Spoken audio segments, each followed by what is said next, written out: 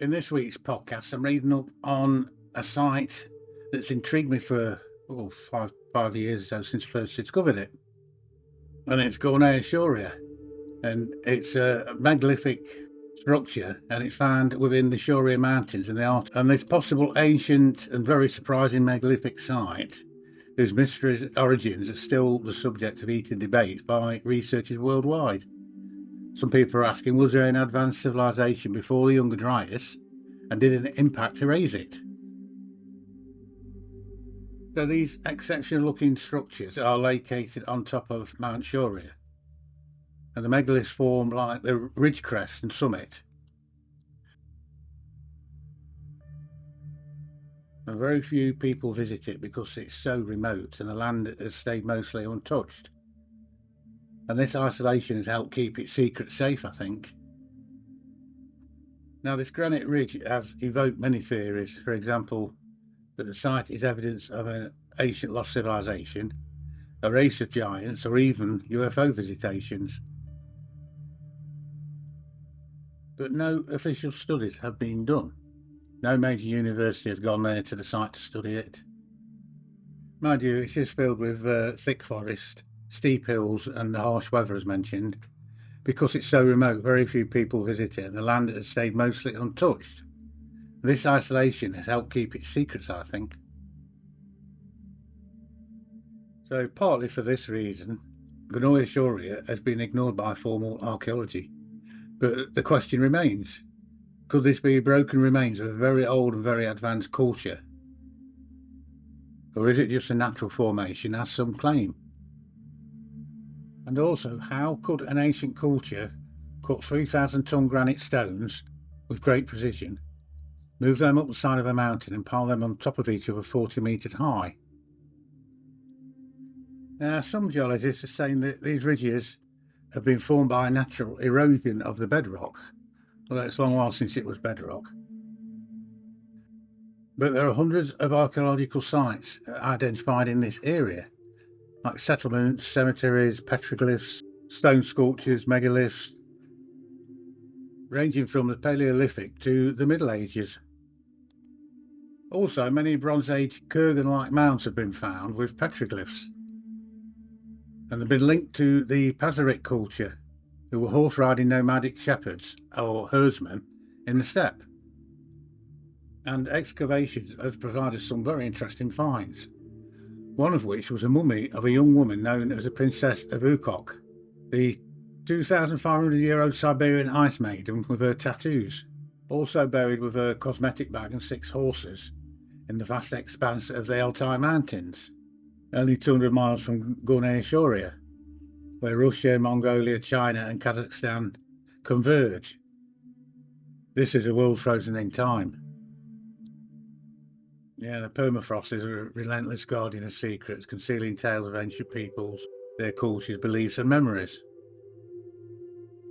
Now, apparently when archaeologists were digging at this grave site, they stumbled upon a giant block of ice. And as they began melting the block, they found the mummified body of this 25-year-old princess, this Siberian ice maiden. And she offered a remarkable glimpse into the world of the Pazyryk people. And curiously, 6 horses were carefully arranged in a radial pattern, symbolising her status and significance in life, I guess. But it wasn't this or the artefacts she was interred with that impressed the archaeologists the most. It was the intricate designs that adorned her skin. A brilliant blue tattoo of a magnificent griffin-like creature on her left shoulder. Also, in the mid-1990s, 3 well-preserved tattooed mummies dating back to 300 BC were discovered within the permafrost of the Ukok Plateau, located in the Shoria region of Siberia, specifically within the Pazyryk Valley. And they were part of the same culture as the Ice Maiden, and are renowned for the intricate and elaborate tattoos that adorn their bodies. Offers a valuable insight into the culture's artistic skills, spiritual beliefs and burial customs, indicating a very ancient culture.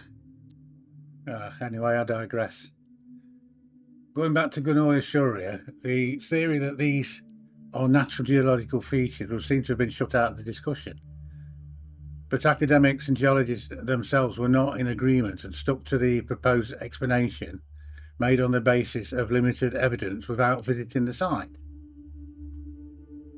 And some argue that the massive stones at the site, weighing several thousand tons, are too large to have been moved by humans, leading to the belief that they are natural geological formations, not really taking into consideration that various cultures around the globe have moved massive stones in the past, and we don't know how.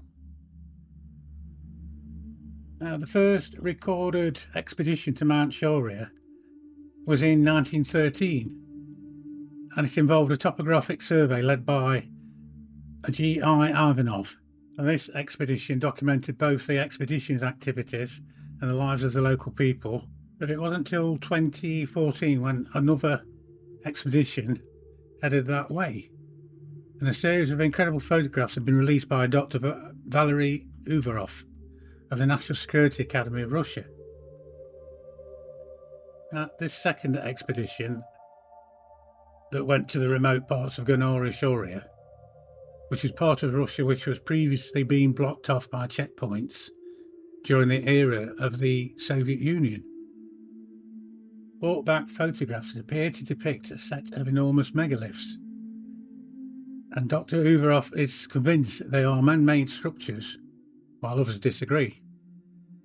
And this expedition was undertaken with a team of 19 researchers, and this was following reports of the strange megaliths reported out there. Upon reaching the site, the research team were confronted with huge blocks of granite with flat surfaces, right angles and sharp corners. The enormous blocks, some measuring 200 metres in length and 6 metres in height, appear to be stacked on top of each other. The researchers also observed some other unusual phenomena during the investigation, and they noted that many of these stones appeared melted in some places. Plus, they found that all compass needles turned away from the megaliths in the opposite direction to which the compass should have been pointing. But more recent discoveries of tool marks on the stones, resembling those of the unfinished obelisk at Aswan, and it suggests possibly advanced stone cutting technology, indication that the site may be man-made. The monoliths at Baalbek are considered to be the largest single stones used in the ancient world, but the blocks at Shoria are way larger, making some question whether these stones could really reflect a man-made structure. If they were carved by ancient people, the blocks would be the largest megaliths ever worked by humans. It is difficult to come up with a convincing natural explanation. Nature is also known to have produced some startling rock formations around the world that defy explanation, such as the Giant's Causeway in Ireland and Waffle Rock in West Virginia. But tectonic forces acting on deeply buried massive bedrock, such as granite, and pressure released as the bedrock is uncovered by erosion, can create sets of joints which are known as orthogonal. And these intersect at something like 90 degrees.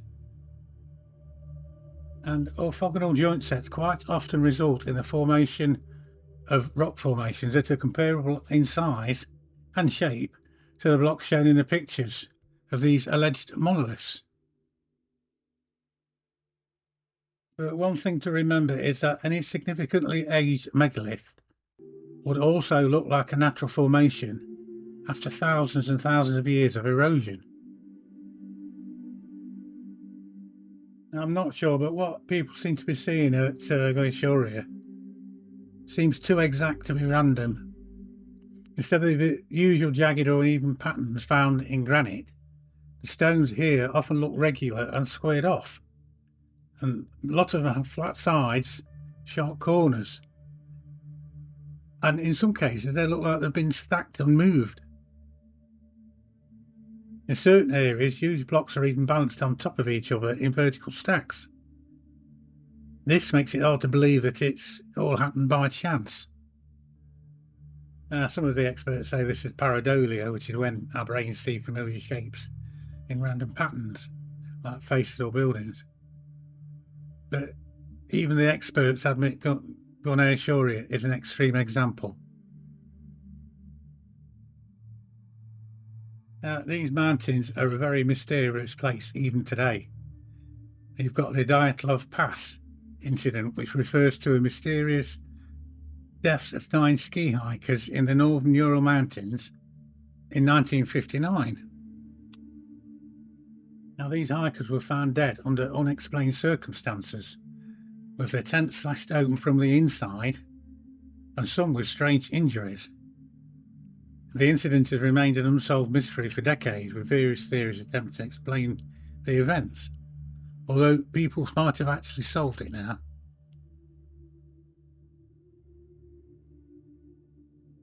Now, another example of an enormous megalithic structure in Russia is the Kahora Shaft.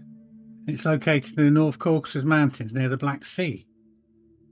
Now, this mysterious 300-foot deep vertical shaft is reportedly carved from massive stone blocks with perfectly straight polished walls, fitted with exceptional precision.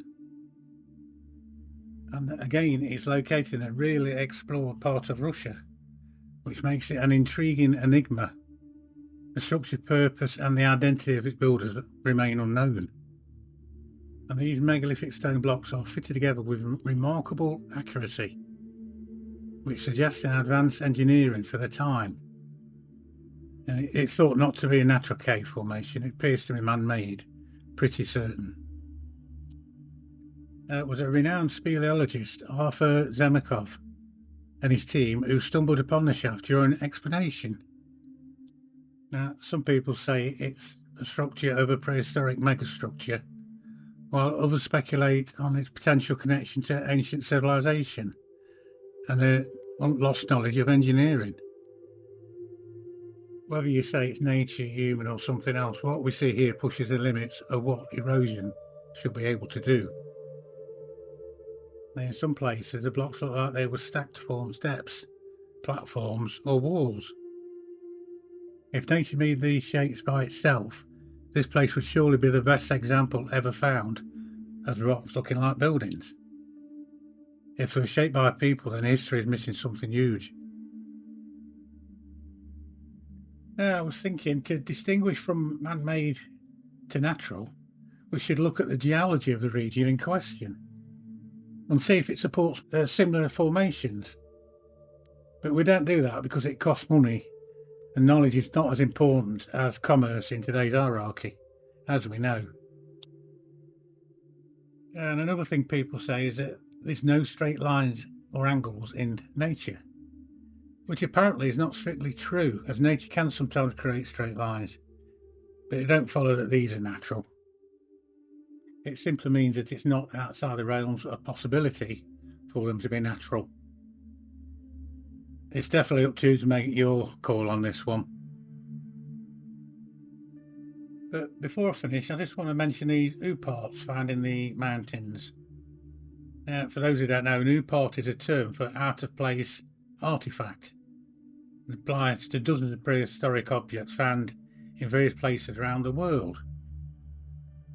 Usually due to their level of technology, or completely at odds with their decided age, these objects are classed as out of place.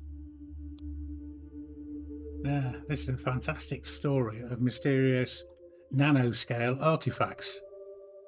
And in 1991, they were found near the banks of 3 of Russia's rivers around the Urals. And these enigmatic objects are of particular interest because their intricate details suggest they were made by technological process rather than naturally occurring. Some people think these mysterious and minuscule structures suggest that there may have been a culture capable of developing nanotechnology 300,000 years ago. Now, these coils and things were initially discovered during geological research associated with the extraction of gold in the Ural Mountains. and the structures included coils, shafts and spirals, with some measuring just one 10,000th of an inch, and many exhibit the golden ratio. In fact, they've been found to closely resemble the same miniature components of contemporary nanotechnology. And according to analysis from the Russian Academy of Sciences, the largest piece was found are mostly copper, whilst the smallest are made of tungsten and molybdenum. I'll put it up on screen. Now, when these were discovered, it sparked loads of debate, with some suggesting they're remnants of a highly advanced ancient civilization, possibly even extraterrestrial, while others believe there could be evidence of an indigenous Ural civilization with advanced knowledge in metallurgy. And incidentally, the depths that they were found, the depths of 30 feet, suggest that they predate recent technological advancements like rocket launchers. So they're not from modern day. Now, a lot of people say if we were willing and able to create such massive structures before the Younger Dryas, I'm pretty sure there would be much more evidence of civilization before this. But if you look deeper, there are plenty of ooparts, as mentioned, all over the globe. How to place artifacts and massive megalithic works on every continent that primitive humans could not complete with just sticks and rope. Now, I don't know if this is man-made or natural. I'm no expert, but it's intriguing. I keep looking at it and thinking, yeah, it looks like man-made, but I'm not sure. Let me know what you think. Now, it could be that they aren't originally natural, but ancient man noticed them and reworked them for whatever reason.